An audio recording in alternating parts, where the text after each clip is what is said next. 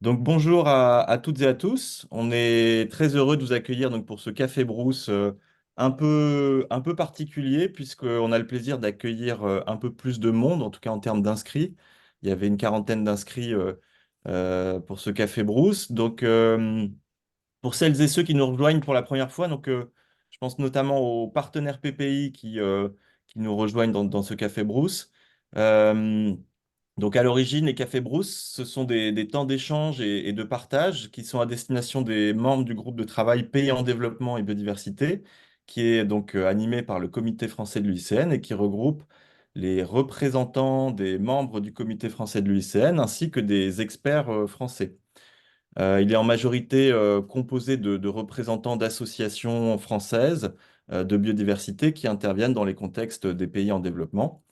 Et il a pour principaux objectifs de favoriser le réseautage entre les membres, valoriser l'expertise française à l'international et également auprès des bailleurs et des institutions publiques françaises, et puis identifier et porter des recommandations auprès des instances françaises pour une meilleure intégration des enjeux de biodiversité dans les politiques nationales, notamment d'aide au développement et de coopération internationale.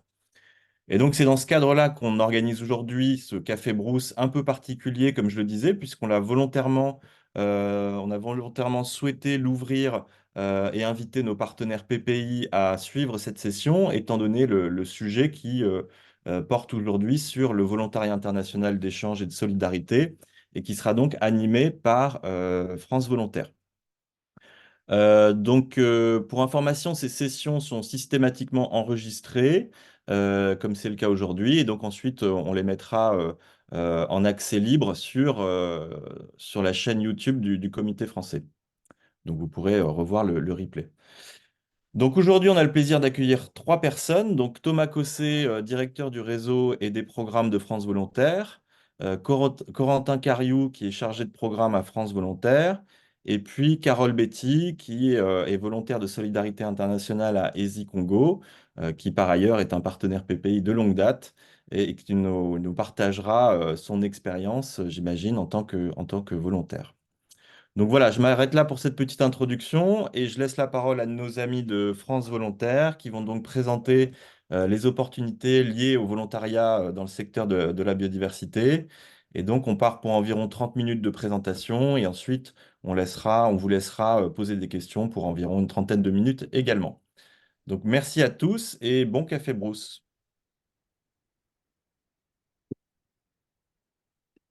Prends la passe, Nicolas, en te remerciant Magali et à travers vous, l'UICN, hein, pour l'opportunité qui nous est donnée d'intervenir devant vous. Donc, certaines et certains d'entre vous nous connaissent probablement déjà, ou peut-être connaissent-ils les dispositifs dont on va parler aujourd'hui.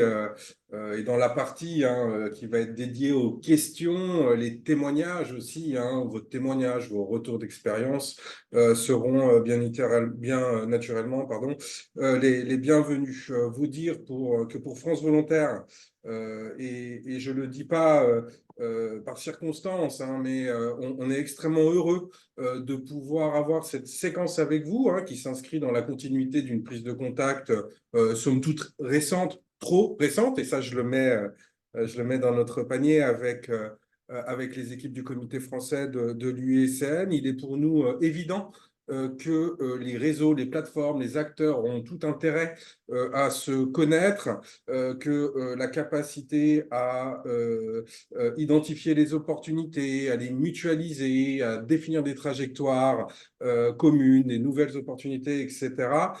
Ça passe par là, ça passe par ces espaces comme cela, et on y est profondément attaché, et on espère vraiment que à travers cet échange, vous trouverez un intérêt, parce que c'est bien là pour nous le sujet, c'est qu'on soit intéressant pour vous à construire des initiatives ensemble demain. Peut-être Corentin, comme tu as là, voilà. Donc, en termes de déroulé, on vous propose une séquence en cinq temps. Les quatre premiers avec pour objectif de tenir dans une demi-heure. Un premier temps sur des éléments de présentation de France Volontaire, du volontariat international d'échange et de solidarité, et un moment important sur le concret, hein, le comment on fait concrètement, le combien ça coûte, etc.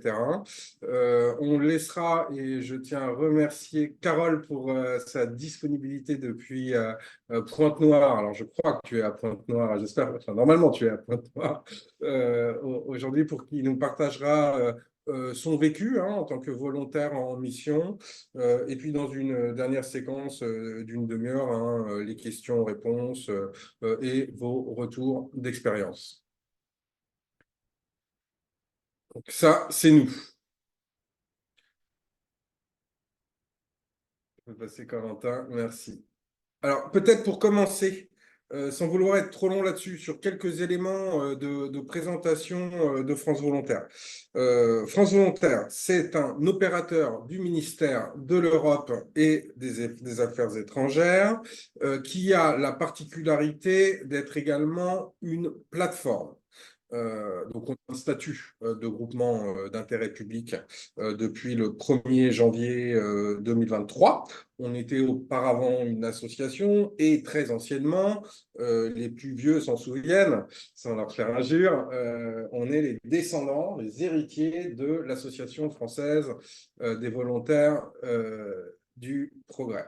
Donc un opérateur du MAE plateforme qui a pour mission d'accompagner, enfin de promouvoir hein, et d'accompagner le développement du volontariat international d'échange et de solidarité à travers cette appellation un peu chapeau, on va entendre les dispositifs de volontariat à caractère solidaire portés et soutenus par la France. Hein, et donc, on n'évoquera pas d'autres dispositifs, le volontariat en entreprise, le volontariat en administration. Donc, France Volontaire est une plateforme qui réunit trois grandes familles d'acteurs. D'abord, l'État. 5 ministères sont membres de France Volontaire. Vous les voyez affichés. On est sous la tutelle du MAE, mais également une présence du ministère en charge de la jeunesse, hein, du ministère de l'Agriculture, le ministère des Outre-mer, Bercy, bien évidemment. Et 2 agences hein, publiques sont membres de France Volontaire, l'AFD et l'agence du service civique, dont on est également membre. 10 collectivités et associations de collectivités territoriales, donc t'es allé trop vite là.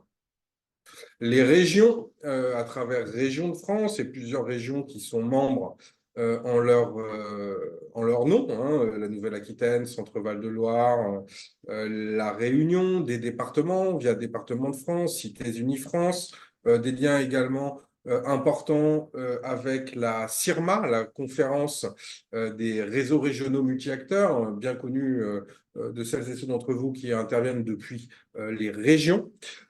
Et une troisième famille qui est les acteurs associatifs. 37 associations membres de France Volontaire.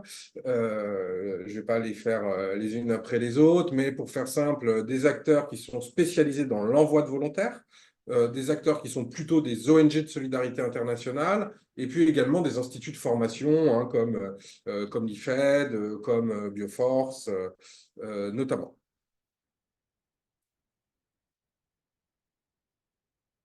Alors, nos missions, je les ai évoquées rapidement. 2 missions principales. La première vocation, c'est d'être une plateforme de concertation, de dialogue pour le développement du volontariat. Donc, à travers ça, comprenez notre intérêt à développer des partenariats qui permettent de développer à la fois quantitativement et à la fois qualitativement parce qu'on a vraiment cet objectif de tenir les deux bouts, les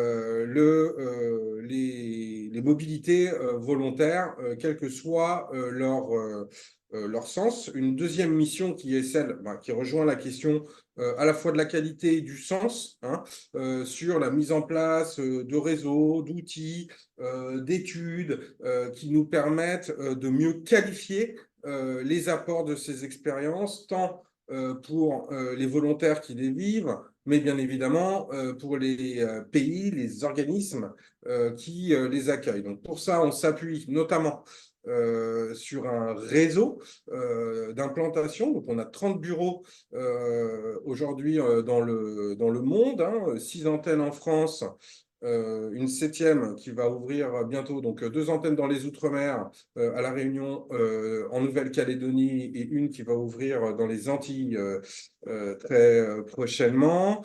Des bureaux à l'international, 24 bureaux à l'international, hein, qu'on appelle des espaces volontariat. Donc, vous voyez la cartographie, ça vous permet de constater, hein, nos zones d'intervention. Donc, on travaille aussi dans des pays dans lesquels on n'est pas implanté, mais vous verrez, on parle bien des pays en développement, hein, je crois que c'est l'intitulé de votre commission. Et des antennes en région, en France, alors quatre, hein, 4 points focaux qui pourront aussi être pour vous des contacts utiles. Simplement pour vous dire, alors on est un opérateur de l'État, donc on intervient en soutien à la mise en œuvre d'une politique publique et qu'on est dans un moment important de reconnaissance de la place du volontariat, particulièrement depuis l'adoption de la loi du 4 août sur le développement solidaire, hein, qui reconnaît pour la première fois le volontariat comme un instrument à part entière de la politique d'aide publique au développement / investissement solidaire et durable de la France. Donc ça, c'est extrêmement important. Un deuxième élément pour nous, assez fondamental, c'est les annonces du président de la République lors du Conseil présidentiel du développement, reprises et complétées lors du comité interministériel pour la coopération internationale et le développement, qui fixe un objectif de développement quantitatif, hein, du nombre de volontaires mobilisés, donc 3000 volontaires et experts. Dans ces 3000, en fait, c'est 2600 volontaires à l'horizon, hein, d'ici 2027. Donc avec un portage, et sachez-le, puisque pour nous, c'est pas anodin, mais un vrai soutien, hein, sur ces sujets de la part de l'Élysée et du gouvernement, et de la secrétaire d'État, hein, notamment Chrysoula Zakharopoulou.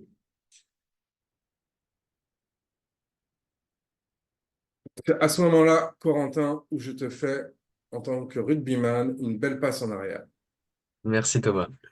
Donc, je vais vous présenter maintenant à mon tour les différents dispositifs de volontariat international d'échange et de solidarité. Pour aller plus court, on dit VIES.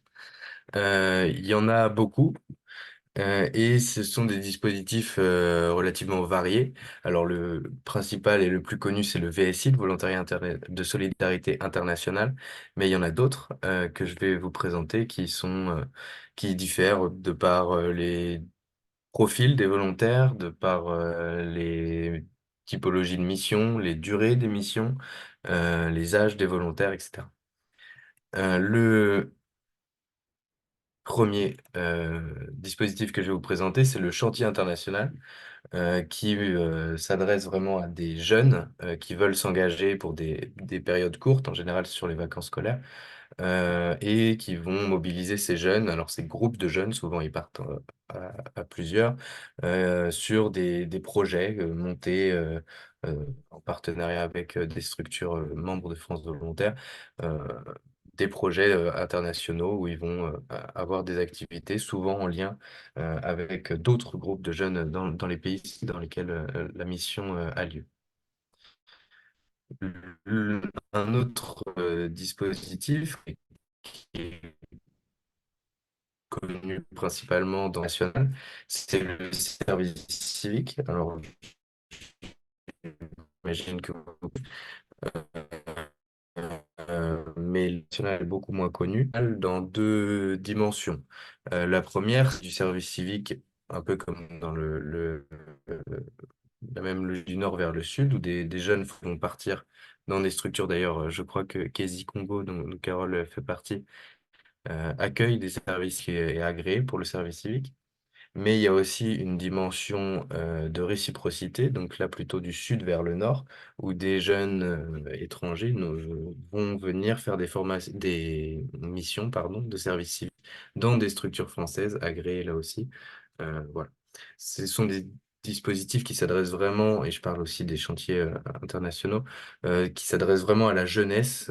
Donc là, on est sur des critères d'âge entre 18 et 25 ans, 30 ans pour des jeunes en situation de handicap,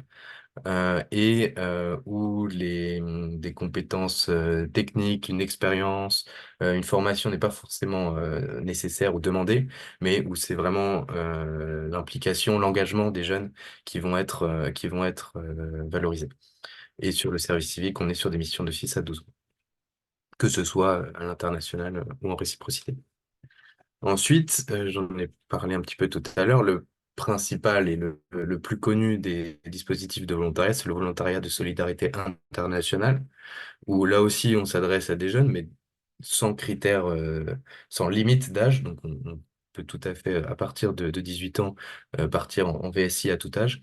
Et là, par contre, on mise plus sur des profils sans être expérimentés, avec une certaine formation, avec des capacités, des compétences données. La plupart des VSI qui partent ont un niveau Bac+5. C'est des missions de 12 mois. Souvent, ça dure 2 ans, mais ça peut aller jusqu'à 6 ans. Et la principale caractéristique du dispositif en termes de règles, c'est que il n'y a pas de limite de nationalité, à part le fait qu'on ne peut pas être VSI dans son propre pays. Ce qui, de, ce qui donne que certains VSI, j'aurai l'occasion d'en parler quand je parlerai des programmes de volontariat, ont aussi une mobilité sud-sud qui est intéressante. Par exemple, là j'ai le cas d'un volontaire tchadien qui intervient au Sénégal dans une mobilité sud-sud qui est permise par le VSI. Ensuite, et là on va aller plus vers des profils plus expérimentés, avec le congé de solidarité, où là ce sont des salariés qui partent et qui donnent de leur temps, en général 2, 3 semaines, et qui vont partir mettre leurs compétences, leur expérience à disposition d'une structure, et qui vont renforcer ces structures en les appuyant sur une activité spécifique.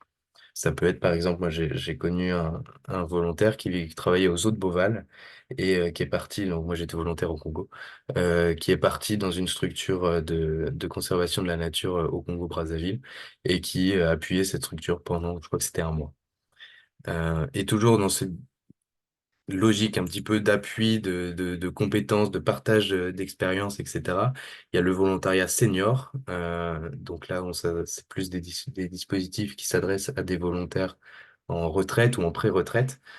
Et pareil, ces volontaires vont appuyer leur structure d'accueil, leur faire bénéficier de leur expérience, de leur expertise. Sachez aussi que le volontariat senior, qu'on appelle aussi VEC, pour volontaire d'échange et de compétences, est mis en œuvre par des structures aussi membres de France Volontaire qui sont spécialisées dans ce type de dispositif. Donc des dispositifs multiples, divers, avec des profils de volontaires différents, avec des temps de mission aussi différents, mais toujours orientés et toujours dans le respect d'une éthique, d'une responsabilité, que ce soit sur la prise en compte. Nous, France Volontaire a travaillé là-dessus sur le volontourisme, et donc il ne s'agit pas d'envoyer des volontaires comme sur l'image un peu choquante, mais comme une attraction. C'est vraiment quelque chose de professionnel, d'encadré, avec des structures dont c'est le cœur de métier. Et aussi, alors c'est pas retranscrit par cette image, mais il y a aussi une dimension environnementale. France Volontaire anime un groupe de travail et d'études sur cet aspect de prise en compte de l'impact environnemental des missions de volontariat international, qui est aussi important pour nous. Je suis passé très vite sur le VSI, qui est le dispositif principal, donc je laisse Thomas reprendre la main sur la présentation du VSI, le volontariat de solidarité internationale. Merci, Corentin. Oui, on souhaitait faire un focus un peu plus particulier sur ce dispositif parce que c'est aujourd'hui un dispositif sur lequel une priorité a été donnée et donc sur lesquels on espère, malgré le contexte, avoir des moyens. Donc, qu'est-ce que c'est? Donc, c'est un dispositif qui est encadré par une loi qui date de 2005, qui bénéficie d'un soutien financier, d'un encadrement par le ministère de l'Europe et des Affaires étrangères, qui permet l'accomplissement, donc ça c'est un extrait de la loi, l'accomplissement d'une mission d'intérêt général à l'étranger dans les domaines de la coopération au développement et de l'action humanitaire, donc c'est assez large, pour une durée de 12 mois minimum. On recommande, nous, lorsque c'est possible, des missions de 24 mois. 12 mois, c'est parfois un peu court. 24 mois, c'est bien. Ça peut être un peu plus. Il ne faut pas que ce soit trop long, parce qu'à un moment, c'est plus du volontariat, c'est du salariat. Donc, il faut aussi avoir conscience de ça, bien sûr, dans la manière de les intégrer dans les équipes. Mobiliser un volontaire de solidarité internationale, ça suppose de mettre d'accord 3 parties. Donc, un organisme d'accueil, donc par exemple vous qui trouvez intéressant de mobiliser un volontaire en appui à l'un de vos projets, mais également un organisme agréé par le ministère des Affaires étrangères, il y en a de mémoire une vingtaine, 27 je crois, qui sont habilités à porter les contrats des volontaires. Et puis la dernière des parties, c'est bien sûr le volontaire qui sera sélectionné dans le cadre du partenariat. C'est un dispositif qui est ouvert sans condition de nationalité, sauf qu'on ne peut pas être volontaire de solidarité internationale dans un pays dont on a la nationalité ou dont on est résident. Confère l'objectif de mobilité internationale. Donc, par exemple, un ou une franco-tchadienne qui vit en France et qui qui voudrait aller faire une mission au Tchad, ce sera compliqué. D'accord. Comme le disait Corentin, dans la force du dispositif, et je tiens à dire que c'est quand même assez singulier parmi les pays de l'OCDE, c'est qu'il peut être mobilisé dans un large champ de flux, des flux de la France du nord vers le sud, du sud-sud, et dans le cadre du sud-nord.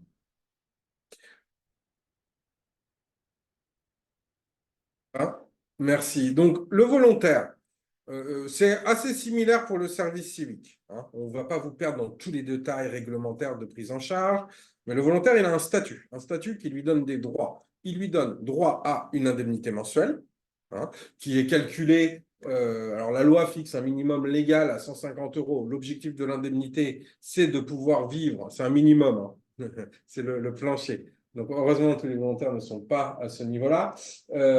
L'idée, c'est de pouvoir vivre de manière tout à fait digne et correcte dans un pays, mais en évitant de créer des écarts trop significatifs avec les personnes avec lesquelles on est amené à travailler. Donc, vous vous doutez que c'est souvent plus facile à dire qu'à faire, mais l'objectif, c'est de permettre aux volontaires de vivre dans des conditions décentes, mais clairement, on n'est pas volontaire de solidarité internationale pour faire des économies.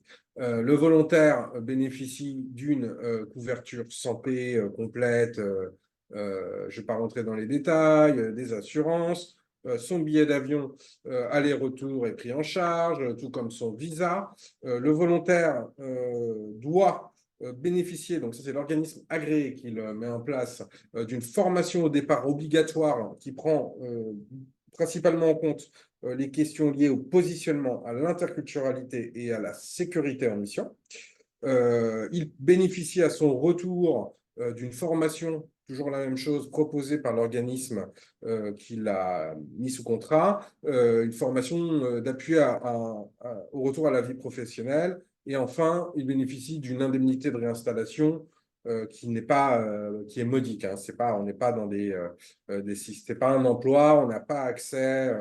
Je suis vieux, j'ai le mot acédique parce qu'on est vendredi, mais bon, aux aides au retour à l'emploi, etc. La plus-value, donc ça c'est important. En quoi ça peut vous être utile? C'est d'apporter une compétence à un partenaire ou à un projet.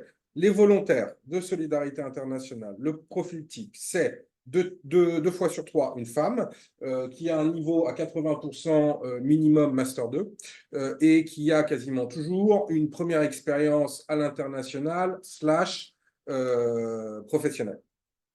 L'intérêt, donc, c'est en mobilisant les volontaires, on vient soutenir des initiatives que vous menez. Hein, ça permet de créer de la proximité. On a souvent cet enjeu de faire vivre le partenariat au quotidien, pardon. Donc, c'est un bon levier pour cela. Le deuxième élément qui est important, c'est la question de la proximité. C'est que le volontaire, c'est pas un expert, mais il travaille aux côtés des gens. Et on sait très bien que cette capacité à créer de la proximité, c'est souvent ce qui va générer du commun, c'est ce qui va générer de la portée à nos actions. Et donc, en cela, c'est un dispositif, par exemple, qui est tout à fait complémentaire. Alors là, je prenais l'exemple d'ETI, d'experts techniques internationaux, mais ça peut être complémentaire de staff nationaux, etc., etc. Troisième élément, c'est la question du sens. Hein, c'est essayer de défendre le principe d'une coopération internationale de proximité, solidaire, incarnée, réciproque, équilibrée, etc., hein, dans des contextes parfois de marchandisation de l'aide au développement qui ne laissent plus trop la place à l'humain. Euh, je l'évoquais, la question de la diversité des flux de coopération. Donc souvent, on se demande comment est-ce qu'on peut faire de l'équilibré, comment on peut faire sortir du nord-sud, etc. Là, on a un outil qui permet d'avancer là-dessus. Et puis, le dernier élément, c'est que ça a une dimension formatrice pour les volontaires et que souvent, n'est-ce pas, Nicolas, les volontaires deviennent les experts, en tout cas les professionnels de l'aide au développement et à la coopération internationale.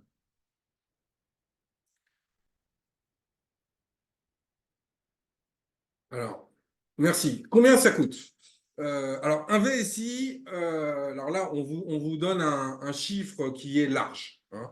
Parfois, ça coûte moins cher, ça coûte rarement plus cher.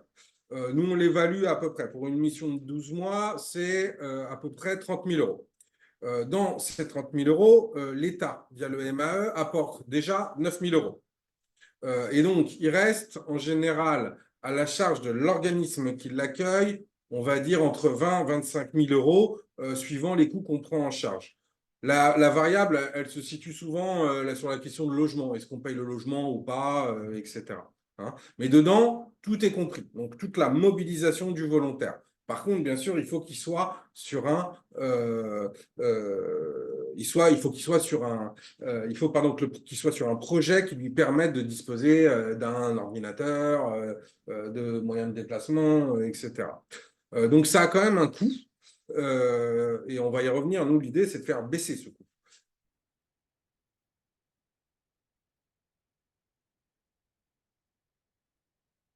Alors, on l'a déjà évoqué, donc je ne vais pas m'étendre là-dessus. Mais la réciprocité, nous, c'est vraiment quelque chose que l'on défend. On défend beaucoup cet enjeu de considérer qu'en Europe, on a énormément à apprendre des Suds dans notre capacité à traiter les défis qui s'annoncent. Donc ça, c'est une vraie conviction que l'on porte.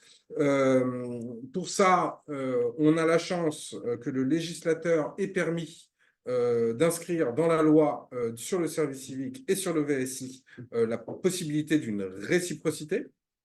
Hein, ce qui nous permet d'avoir un cadre, notamment pour obtenir des visas pour les volontaires. Donc, les volontaires africains, asiatiques, latino-américains qui viennent en France ont exactement les mêmes avantages qu'un volontaire français qui part. Sachez que lorsqu'on parle d'un VSI, tout à l'heure, je vous disais que l'État, sur les 30 000 euros, mettait 9 000 euros. Là, sur la réciprocité, il en met 18 000 euros. Donc, il double.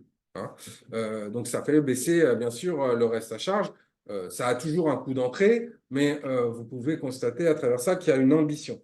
Il y a une ambition qu'on souhaite faire décoller, qu'on a du mal à faire décoller, parce que convaincre que c'est utile d'accueillir un volontaire venant d'Afrique, d'Asie, d'Amérique latine, ce n'est pas évident. On essaie d'expliquer que ce n'est pas un stagiaire, c'est quelqu'un qui apporte une compétence, etc. Aujourd'hui, on est à peu près à 200 volontaires par an, hein, un peu plus, qui sont accueillis en France. Donc, c'est marginal hein, en termes d'effectifs. On va être à 5000 envois dans le cadre des dispositifs. Donc, vous comprendrez que lorsqu'on parle de réciprocité, on le dit avec humilité et sans prétendre faire du 1 pour 1 tout de suite. Mais en tout cas, c'est pour nous un espace de développement extrêmement important. Comment procéder? Alors, sur les étapes, je ne vais pas m'étendre sur les étapes pour pas être trop long parce que je vois que le temps passe. Vous aurez bien sûr accès au PowerPoint. Il y a une construction logique hein, de type projet, etc. Le seul élément que je souhaite vous partager, c'est que si vous souhaitez mobiliser un volontaire, ma meilleure recommandation, c'est de l'inscrire dans le cadre des projets et des financements de projets que vous mobilisez. C'est un dispositif qui est bien identifié, bien valorisé au niveau de l'AFD, qui est valorisé bien évidemment sur les dispositifs MAE. Et donc ça, c'est important de bien penser si on est intéressé à l'intégrer dès la conception du projet. Et il va de soi qu'il faut que ça réponde à un besoin. Donc, ce n'est pas une obligation de mettre des volontaires. Il faut que ça ait du sens pour vous. Et donc, il faut trouver la question, la question à vous poser, c'est est-ce que sur mon projet, j'aurai un intérêt ou pas? Et si vous ne savez pas trop si vous avez intérêt, si c'est une bonne ou une mauvaise idée, bah, vous nous demandez et on vous dira, et ça, soyez-en assurés, si ce n'est pas une bonne idée, on vous le dira.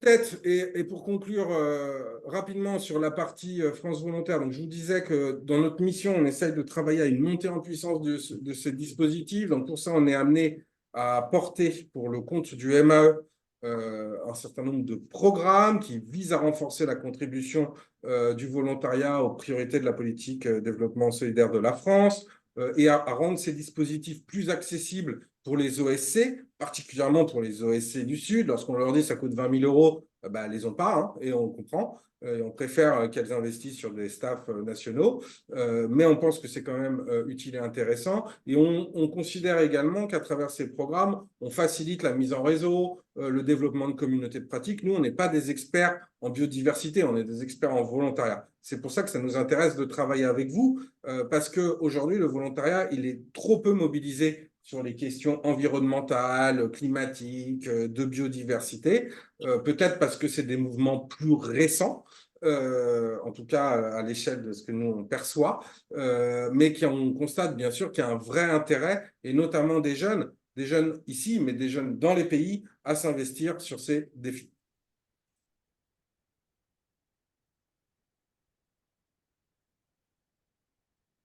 Bah, je continue, donc on va pas rentrer dans les détails, mais là c'est à titre d'illustration.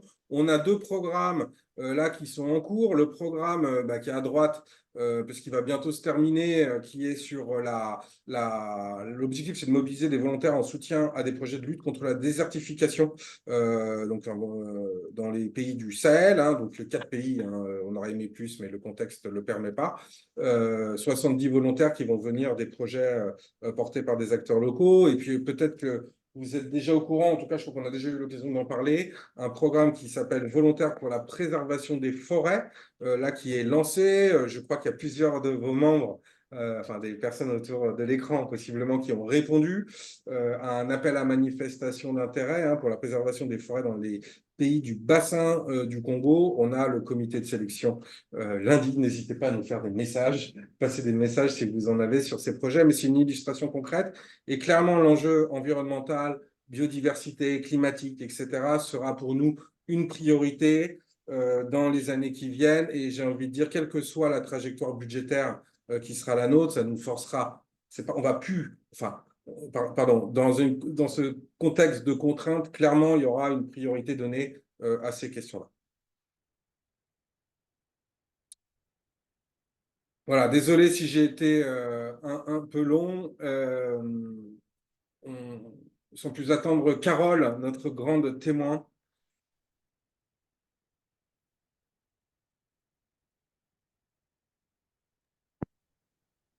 Oui, bonjour. Rebonjour. Allô? Je sais pas, vous m'entendez parce Oui, qu'on a on des t'entend soucis très dans bien. le... D'accord, merci. Alors, je suis Carole Obam. Donc, je suis VSI dans un dispositif VSI porté par l'organisme agréé SCD. Je suis au Congo, à Pointe-Noire, dans la structure d'accueil ESI Congo. ESI Congo, qui est partenaire historique du PPI. et qui œuvrent dans la conservation de la biodiversité. Donc, Easy Congo développe des projets de protection des espèces en danger d'extinction et de leur milieu naturel. Donc, avec une stratégie de gestion communautaire, c'est-à-dire qu'avec, en collaboration étroite avec les populations locales. Donc, l'association en elle-même est déjà constituée d'un pôle de professionnels qui agissent. Donc, c'est une sorte de programme avec divers projets qui vont justement dans ce sens-là. Donc, avec quatre pôles d'intervention. Donc, le pôle scientifique, le pôle d'appui au développement communautaire, le pôle éducation environnementale et sociale, et puis bien évidemment la gouvernance locale. Moi, particulièrement, depuis exactement le 1er octobre, je suis en contrat ici pour une durée d'1 an. Je suis chargée de programme, où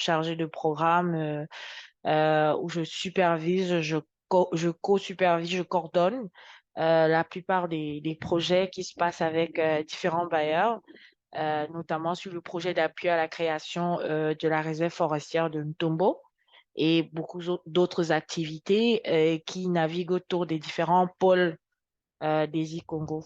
Donc, au quotidien, c'est vraiment ce que je fais sur tout le terrain. Sur le terrain, au bureau et même à la maison, voilà. Bon, alors, le volontariat et moi, si je peux parler d'un témoignage, ça a vraiment été la réponse à mes attentes de ce moment-là. Je suis à la base, j'aurais peut-être dû commencer par là, économiste. Donc, je suis économiste. J'ai fait mes études au Cameroun. J'ai eu un DEA en économie technique quantitative. Et après, j'avais eu une bourse pour faire un master en management de la distribution aux hautes études commerciales au Maroc. C'était juste une bourse dont j'ai eu un cursus assez complet à la fois et atypique. Et j'ai commencé ma carrière en France dans le secteur privé, de pharmacie. Et puis finalement, je suis redevenue économiste au niveau de la communauté des États d'Afrique centrale. Alors, j'ai travaillé dernièrement pour l'UNESCO et la GIZ, ça, ce sont mes dernières boîtes. Comment est-ce que je me retrouve à Easy Congo et comment est-ce que le volontariat a frappé à ma porte? C'est que je suis arrivée à une phase où, étant experte en stratégie, je me rendais compte qu'il me manquait vraiment quelque chose. Donc, on avait une vision assez stratosphérique, comme dit souvent mon directeur, de ce qui se passait. On rédigeait les stratégies au niveau de la GIZ, au niveau des grands organismes, et après, on nous appelait pour faire les suivis et évaluations. Et je me rendais compte qu'il me manque un maillon de la chaîne. J'avais besoin de terrain, pratiquement. Et plus probablement, quand j'ai fêté un anniversaire, je me suis dit, bon, c'est l'occasion de faire une thèse en économie forestière, c'est-à-dire, et là, pam, l'opportunité Easy Congo s'est présentée, qui est la structure d'accueil. Et j'ai pu avoir cette opportunité de faire la formation avec le SCD, Société de coopération de développement, qui a permis ce partenariat dont je suis dans un dispositif sud-sud parce que je suis originaire du Cameroun. Et je suis arrivée ici et pour le moment, ça se passe bien. C'est pas un long fleuve tranquille parce que venant du milieu d'où je venais, venir vraiment, comme Monsieur Thomas Cossel a dit, être aux proximités. J'apportais la compétence, donc je suis venue justement parce que j'avais une certaine expertise, une certaine expérience, mais parce que j'avais aussi un besoin de terrain. Donc je suis venue trouver tout ça et dans les thématiques qui sont gérées au niveau des projets des e-Congo, la proximité, parce que j'étais justement en détaché, j'ai eu cette réponse-là et au quotidien. Le principe aussi de réciprocité, mais vraiment dans le centre sud-sud, parce que le Cameroun et le Congo, c'est juste deux noms qui diffèrent, mais on partage tous la même forêt, le bassin du Congo. Et donc, vraiment, moi, c'est carton plein de toutes les attentes. Et enfin, la dernière dimension, qui n'est pas la moindre, qui est la dimension formatrice parce que dans ma vie antérieure, bon, ça fait juste quelques mois, mais c'est devenu comme si c'est trop loin. J'enseignais déjà à l'université et c'est même à force d'enseigner à l'université que je me suis rendu compte qu'il me manque du terrain parce que parfois il faut être concret quand on parle aux jeunes. Les thématiques, notre planète, notre terre, on fait de la faisabilité, on veut marquer de l'impact. Et dans cette mission de volontariat, j'ai trouvé ce volet formation où en étant vraiment proche des communautés, en étant dans une structure je vais dire petite, mais pas si petite que ça, mais une structure qui m'a vraiment permis de toucher du doigt toutes mes attentes. Je trouve que je me forme à être beaucoup plus efficiente, à impacter et j'apprends au quotidien des gens. Je vis un petit choc professionnel parce que j'arrive dans une structure qui est un peu différente de ce que j'avais connu jusque-là et c'est là que le volet formation arrive.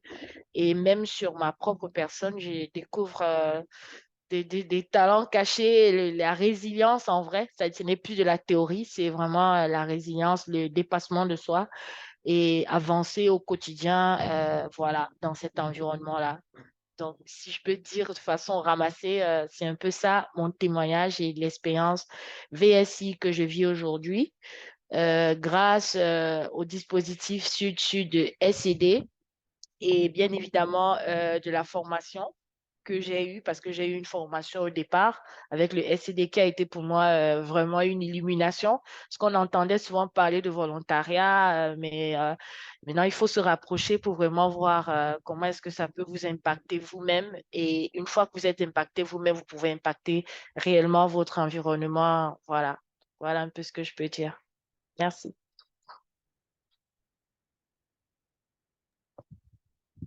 Merci Carole pour ton témoignage très, très éclairant et moi-même qui ai été volontaire de Solidarité Internationale, je me retrouve un peu là-dedans aussi. Donc merci beaucoup Carole pour ton témoignage et du coup merci Thomas et Corentin pour la présentation. Et donc maintenant on a une petite session de questions-réponses si vous le souhaitez. Donc j'ai vu que dans la boîte de conversation il y avait déjà Thibaut Martin qui voulait poser une question. Donc peut-être le mieux c'est que Thibaut tu la poses directement. Yes. Bonjour à toutes et à tous. Merci pour cette présentation, c'était assez clair. Du coup, j'avais quelques petites questions que j'ai marquées, mais je vais les faire au fil de l'eau. Il y avait la question sur les volontariats seniors. En fait, c'est passé assez vite, mais c'est intéressant comme programme. Et du coup, je me demandais deux choses. Est-ce que c'est marqué minimum, enfin, c'était durée courte, mais il n'y avait pas de durée max. Est-ce qu'il y a un maximum de temps possible pour ces missions? Et est-ce que c'est des missions du coup qui se passent à l'étranger ou elles peuvent aussi se faire, enfin, même principe de réciprocité ou en France, enfin voilà, quelle mesure c'est possible de faire ça?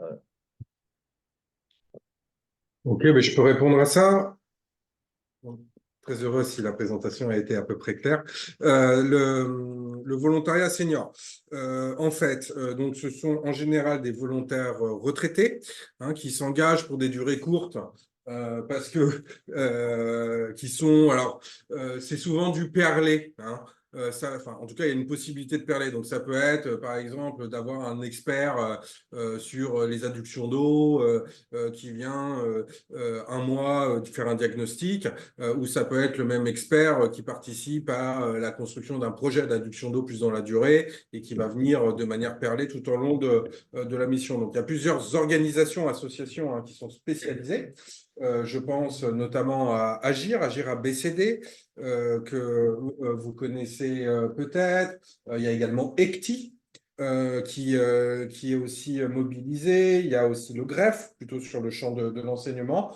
Donc, ce sont des associations qui ont, je dirais, le vivier d'experts mobilisables et la prise en charge se fait en général à partir des frais de mission, etc., etc. Il n'y a pas de réciprocité. Ce n'est pas un statut dans le sens où ce n'est pas régi par un dispositif légal plein.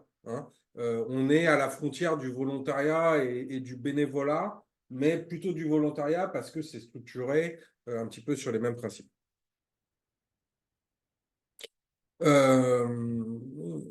Donc, on prend les questions en même temps sur le chat.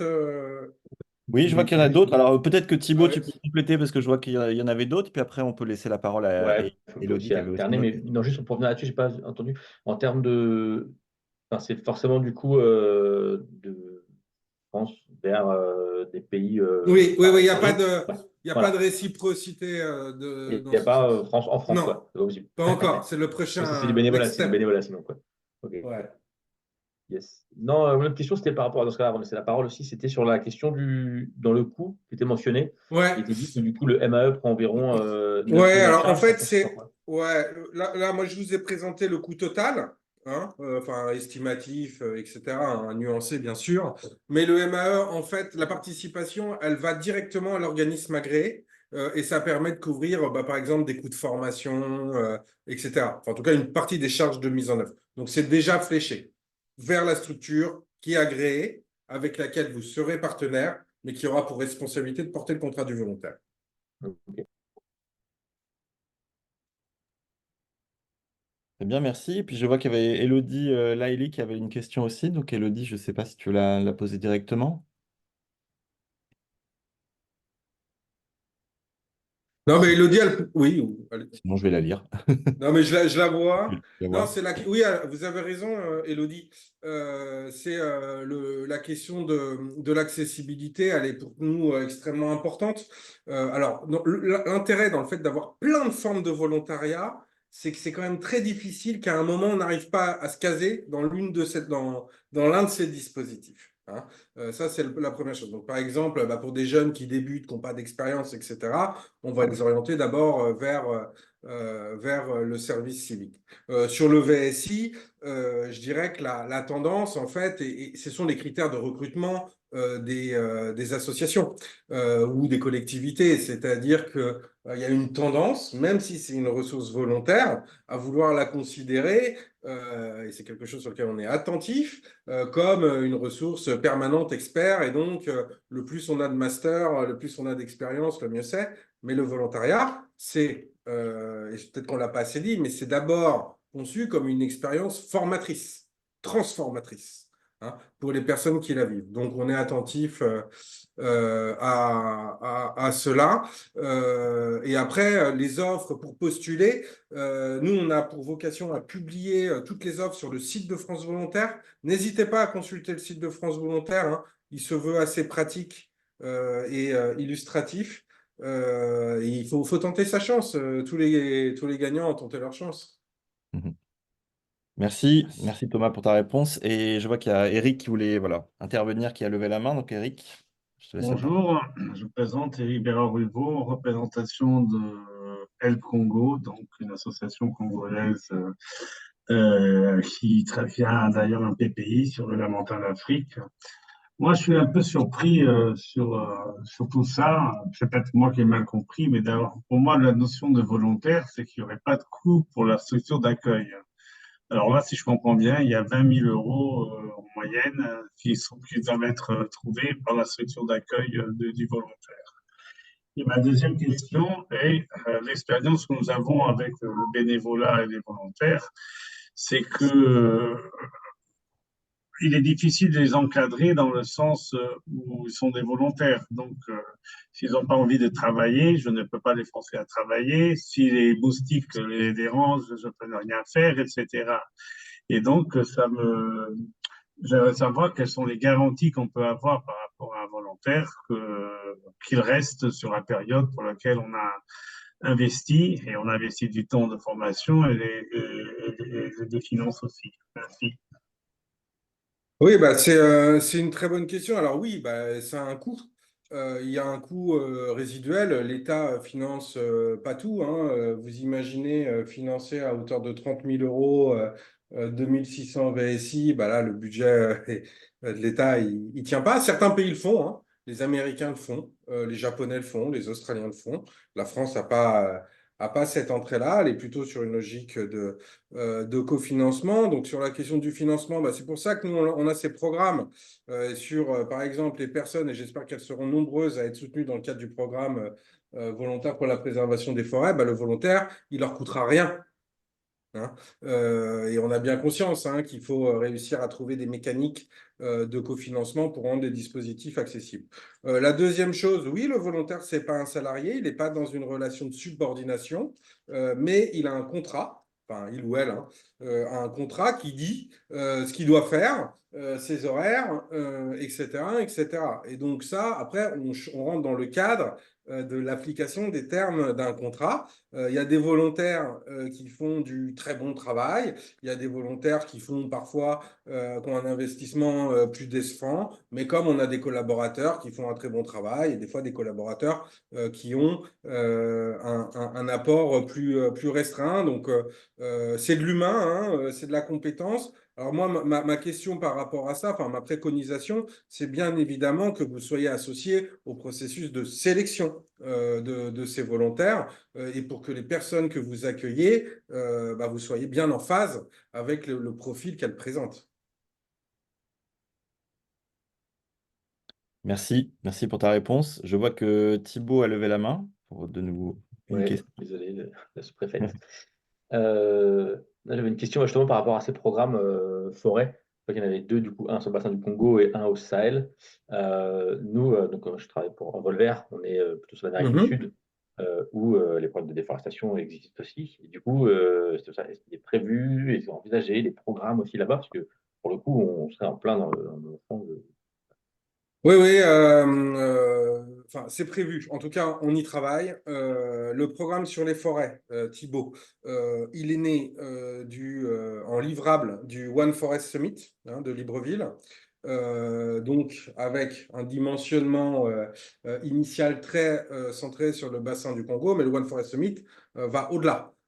Et clairement, le fait pour nous de pouvoir élargir le programme à d'autres géographies, particulièrement le bassin amazonien, mais également les bassins d'Asie du Sud-Est, fait sens.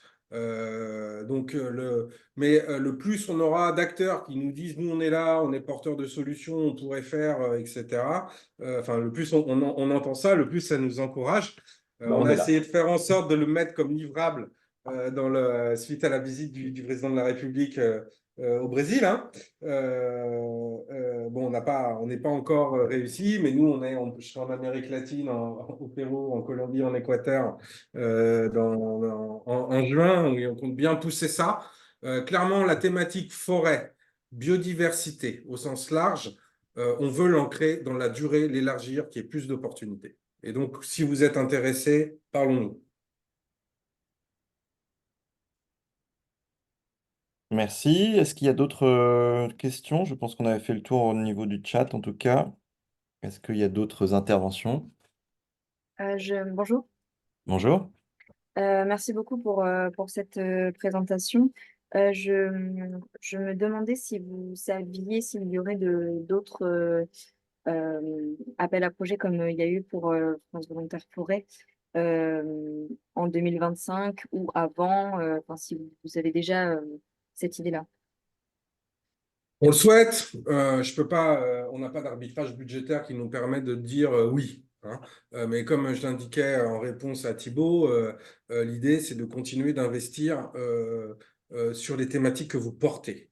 Donc, je suis pas très inquiet sur le fait qu'il y en aura. Vous dire quand et sur quelle capacité de financement, Joker. Mais probablement en 25, oui, il y en aura. Il y en aura et on le veut que ce soit plus gros, plus de géographie, plus d'acteurs, plus impactant. Enfin, et nous, le côté impact, c'est aussi le sens de mon message, hein, c'est que nous, encore une fois, on n'est pas des experts de la biodiversité, on ne sait pas faire. Ça, c'est vous. Et on a besoin de vous et de votre expertise, des partenariats que vous animez pour donner du sens, nous, au cadre qu'on proposera. Donc, si on se parle et qu'on arrive même à être je le lance comme ça pour l'USN, hein, mais de se dire qu'on a des espaces de construire aussi des programmes, on est preneur.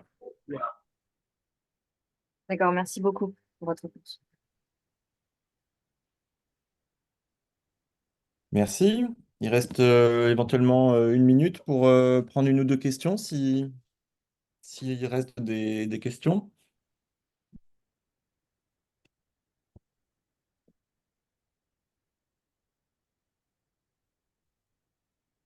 Et bien sinon, non, on va pouvoir clôturer. Donc on aura fait le tour de toutes les questions, je pense.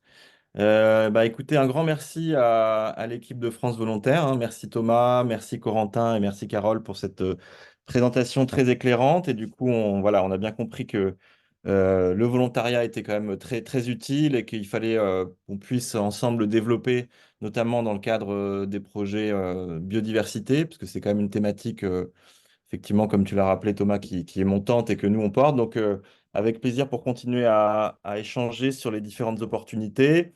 Nous, on vous informera évidemment voilà, des opportunités qu'il pourrait y avoir du côté de France Volontaire si des nouveaux appels à projets étaient émis sur cette thématique-là. Et puis, on continuera bien sûr à réfléchir ensemble voilà, à orienter le dispositif vers nos partenaires et que ce soit du nord-sud, du sud-nord ou du sud-sud. Parce que c'est vrai qu'il y a tous ces volets-là aussi qui sont à développer. Et je pense que ce serait intéressant qu'on s'attache aussi à faire plus de sud-sud. En tout cas, c'est notre intérêt aussi au niveau du comité français et au niveau du PPI, essayer d'encourager le développement des partenariats sud-sud. Donc merci pour voilà, votre intervention et puis ben, on se donne rendez-vous pour le prochain Café Brousse qui n'est pas encore, dont la date n'est pas encore fixée, mais on communiquera, on vous communiquera la date et puis la thématique. Donc c'est une fois par trimestre en général. Et donc vous pouvez retrouver voilà, le replay de ce Café Brousse sur la chaîne YouTube du Comité français d'ici la semaine prochaine, je pense. Voilà, et ben merci. Merci à vous. Merci beaucoup. Au revoir.